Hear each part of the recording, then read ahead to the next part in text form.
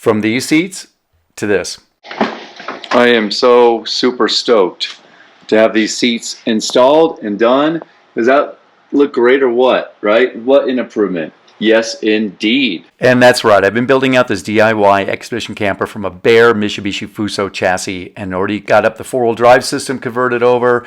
And now, of course, built this total composites camper and building out the inside, which is about 90% done. And, of course, the outside is also about 90% done. Now it's time to get to the cab, something that was on the plan all the way from the very beginning when I picked this truck up brand new. Obviously, you need to change the seats. So that is exactly what I'm going to do in this video. Is I'm going to change out those factory seats to some really nice Sheel-mann seats. However, the installation is way more complicated than it seems because I have to build some custom frames to accommodate this very bulbous and rounded tub of the cabover. Also to recenter the seats because the factory seats are actually about 1.5 to 2 inches off center from the steering wheel, at least on the driver's seat side. So it really complicates the installation, and that's because of this rounded nature of the tub where it has to go kind of have a bump up to go over the engine frame. And so the factory seats accommodate this, but of course the Sheel-mann seats don't. So I got to build this factory frame to accommodate that and hopefully get them recentered. So after pulling everything out, matching up the bolts, factory bolts, and then doing a lot of kind of looking at other people's campers with these in the same Mitsubishi Fuso and looking at how they installed their seats and what I liked and didn't like. Mostly the seat not being centered, which I found to be very uncomfortable on longer drives.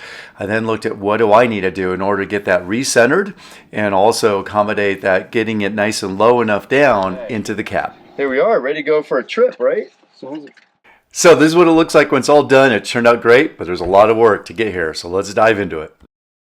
We're pulling out all the factory flooring, putting in a lot of good insulation into that floor, and then go ahead and looking at where the factory floor had some holes for mounting seats when this would be driver's side on the right-hand side, so the left-hand side. Went ahead and drilled out where those holes already are, and then of course had to do some hole punches, using a leather hole punch to mark up those holes in the factory flooring after the insulation is put in. This vinyl is tough. Perfect. A lot of people, there's a lot of stuff on the forums about people asking, like, how'd you put seats in these things? Yeah, and I wrote down my pad there the distance for those holes. I think it was like 14 7/8 for the front. Yeah. And the inboard and the outboard was like exactly in 15 or something like that, or 13, 14, whatever it was. And that's one of the added challenges with installing seats into these Mitsubishi Fusos is that the holes where the seats get mounted are not actually in a square or rectangle. They're a little bit oblong in different dimensions. So you have to measure those out and then, of course, create a frame that's a little bit, call it obtuse. All right. 2 more holes to go since these are doubles. So after going ahead and lining up the factory holes that went ahead and had to drill out with the mat and punching out those holes in the mat. That way I could put bolts through from my frame all the way through the cab floor where they're really intended to go. Went ahead and punched these out. Now I'm ready to go ahead and start building that frame. That's good. Measure 18 times, right? 6 times. Fortunately, this only had to be done on the passenger side. Existing bolt holes and their threads were used on the driver's side.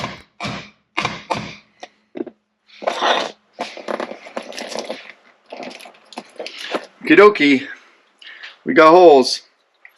And after measuring everything out with both the existing factory holes and the new holes that were drilled through basically those existing, call it spots for those, went ahead and built out a frame with really 2 by 2 inch squared end aluminum brackets and built that out, did a couple of test fits and so forth, and then also went ahead and used some 80-20 extrusions in order to bolt through and into those, and I'll show a little more details on this. We got all the nuts there in? Yep. So I went ahead and lifted these into their position and just tried out the fitment and then made some adjustments. Okay. This right now looks like it's just a little bit this side of the steering wheel. And so it seems like it only needs to go about there. Does that seem about right? It looks pretty close, yeah. Yeah. And we're definitely we're pretty clear over there on that side from like clearance issues and stuff, yeah. It does feel like it's also a little bit high. So I do worry a little about that. It's definitely higher. Oh my God, look how high it is on my head. Yeah, and there's no adjusting down. I don't think so. There is an alternative. And that alternative is change out the 1.5s to 1s, but it still keeps that ability to move it all the way over there, which looks like that's really key. And that gains a 1/2 inch, change these out to that. That does lower it down in height, which that's all good. Not a lot, but it's some. It's going to be close here though, because on the inside edge here, Casey, the inboard chair slider is really close to this material here. Yeah, so by lowering a 1/2 inch, we may not be able to get it that far over, huh? And right now, like if I'm looking at this from a centering point of view, I would say it's pretty spot on right now. And so if we lower a 1/2 inch, it may have to start shifting over. And the question is, how much does that have to shift? Right here, see, that's the rail, and that's, you're against the, well, ultimately the engine cowling. There's two things that have to happen. One, lowering it. No, seat's fixed. I mean, that's its minimum. Yeah, I think that the factory ones, they really divoted down more in here. Plus, I don't think they're this high up altogether. Right? But as we lower this, it's going to have to come a little bit more this way. The question is how much, right? These could change to 1/2 inch and gain a whole inch.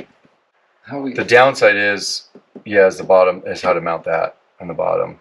We have to drill through the whole thing, do a through bolt, which means we have to set the nuts beforehand.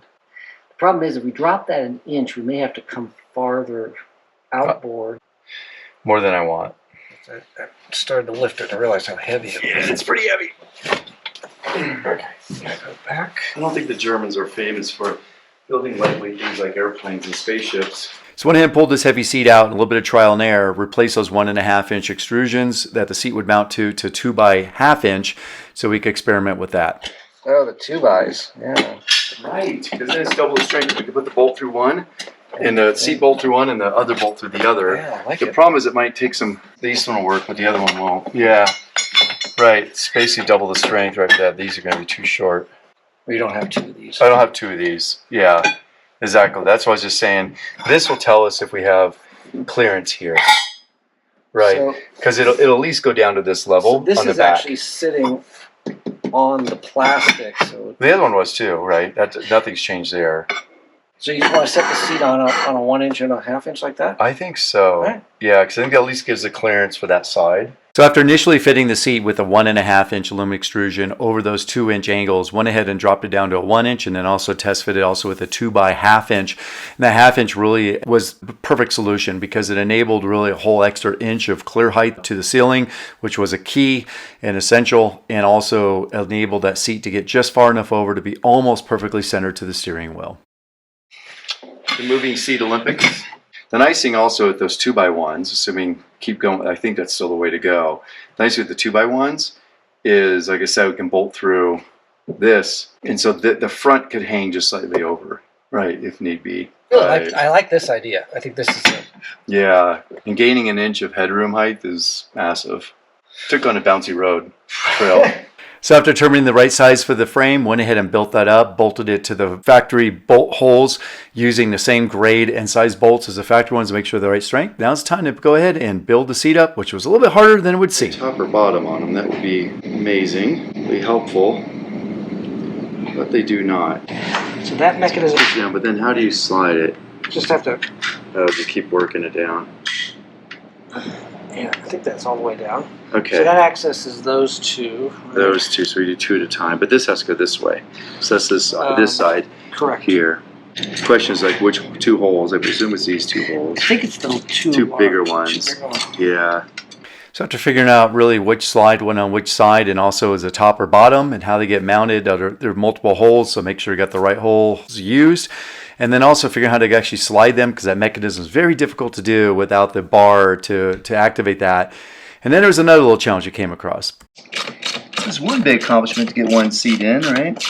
Finally, after all this pre-work, creating those custom bases and this we at least insulating the cab. This at least we did once before, so we don't have to read the German again. Yeah, exactly. The German instructions in English, which means they don't really make much sense. They're not easy to understand. Very German. The Sheel-mann seats are lovely, but the instructions could have been better, and also the slides could have been marked with the top or bottom and which holes to go ahead and mount them to, as well as end or left or right, and also how to slide them, because you need to do that in order to mount them without the slider bar attached. Yeah. Oops. Slipped off. This is how you do it. There it is. Okay. Okay, we'll do the same thing here. And then go. And slide. Perfect. Okay. Should be That's how you do it. Bending in there. Such a thick dimension too. Like 2 washers doesn't even do it. How about 3? 3, yeah. 2 of these. Might as well just go more or less. Okay, ready? It should slide back up. Yeah. See, now it's working better. It is working a lot better. I don't know why they don't provide a bracket. Yeah, it's so weird. It's really weird. Makes no sense they don't provide a bracket to support that whole slide. Yeah, I think that. From this thick, because this is thick. I mean, it's 1/8 inch thick metal there. And that was the problem we ran into, is that seatbelt bracket at about 1/8 inch thick is mounted between the slides and the seat at only the rear of the seat. And so it makes the slides not be level with the bottom of the seat. And so they kind of bind up a little bit when being slid. So I added some washers in between the slide and the seat mount at the front there, and that definitely seemed to rectify the problem. Okay, now I should be able to get these out. Take these same bolts. It is a little frightening taking these brand new, very expensive seats and have to cut a hole right in the side there in order to access the bolt that's bolted on the inside, not to hold anything, to remove it, and then go ahead and to be able to bolt the armrest brackets into it. Really wish there was maybe a better way just to have that bolt just over the fabric there. I think that would have been a lot nicer, not have to cut it and take that risk of damaging the seat. Okay, that's how you do it. Hey, I do like these seats, they're very nice. And that is true. These Sheel-mann seats are lovely, and I'm so glad I did install these. They are heated. I wish I also had the new ventilated ones, but I bought these well before those were even available. But went ahead and, of course, bolted these onto a 2x2 inch angle aluminum frame that was bolted to the factory bolt-through holes, and then went ahead and bolted the frame to a 2x1/2 inch aluminum extrusion that was bolted over those 2-inch aluminum angles, and that allowed for a little bit of adjustability side to side to get these as far inboard as possible, so that way they're centered with the steering wheel, or at least effectively centered. Also same with the passenger side in the same way, so there's plenty of room on the sides between there and the doors, and also plenty of room still in the middle, and yet the height's still really good. So it ultimately turned out great. Super happy with it. Let's try it out. Here we are, ready to go for a trip, right? So now try sliding it. Oh yeah. Yeah, it's too far forward.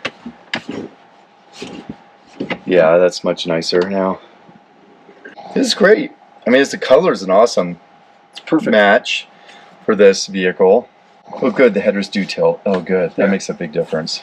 It is nice too that the backrest has the tilt has adjustments on both sides, because then once I get the center console here, I may not be able to even fit the other side here, right? Because I could make that other console all the way out there. I see, yeah. This is much wider than I thought it would be. I was gonna say there's a lot of space in there.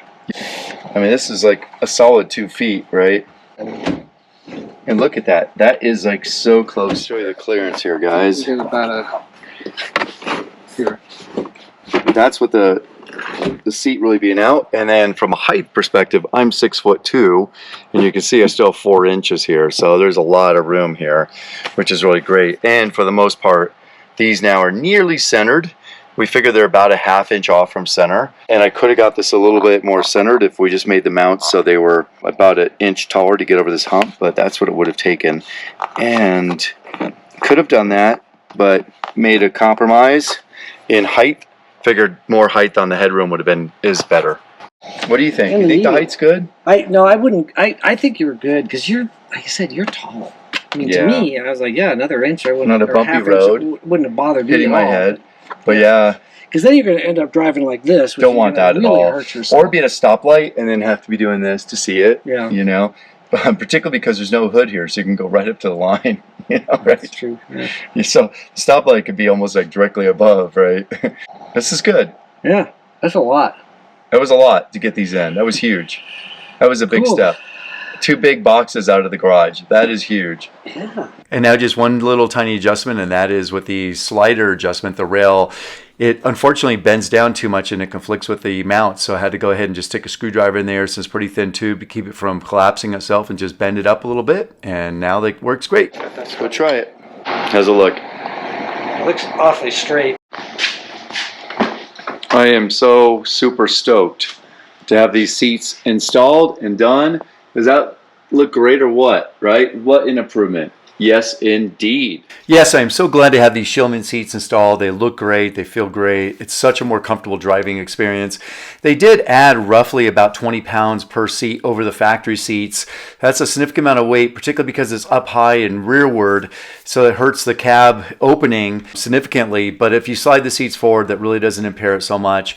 There definitely were some different size bolts. There were some fine threads and stuff, so make sure to check the threads and whatever you do. I used all these existing holes and also the existing nuts and so forth, so that way I know they've got their existing strength. On the passenger side, they just had to go ahead and drill a couple of those new holes in exactly where the spots where they were already marked from the factory, and just put some really big washers on them, some grade 10 bolts, so they're super strong and going to be great. And inside the camper, all custom interior, custom insulated Sheel-mann seats, heated of course, custom console, a lot of electronics as in full 8 camera wraparound viewing, tire pressure monitoring system, all that, even review camera mirror that's about to be installed, all that's in there. So although it's a lot of work to go ahead and build these custom mounts and get everything figured out just right, it really worked out great. Feel free to reach out or make any comments below if you have any questions or anything, if I can help you in any way. But it's ultimately worked out great. Even ordered some custom vinyl material to go ahead and line up that new custom storage cab that's going to be in the middle of the cab here. It's going to be great. Also got some sliding pass-through doors I'm going to go ahead and get installed, and then of course I've got some more videos coming up to finish this camper out that I'm really excited to share with you. So thanks so much for watching, subscribing, and look forward to engaging with you and sharing more to come.